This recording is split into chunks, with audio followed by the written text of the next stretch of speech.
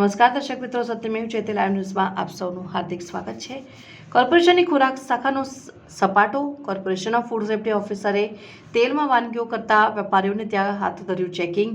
Samosa, wafer, ભજીયાના વેપારીઓ ઉપર બોલાવી તવાઈ સ્થળ ઉપર તેલનું ચેકિંગ કરી કરાવ્યો નાશ। ગોપાલ બગીચા હાઉસ પાસે લાયસન્સ નહીં હોવાથી દુકાને કરાવી બંધ। ફૂડ સેફ્ટી ઓફિસરોના આકસ્મિક ચેકિંગથી વેપારીઓમાં ફફડાટ।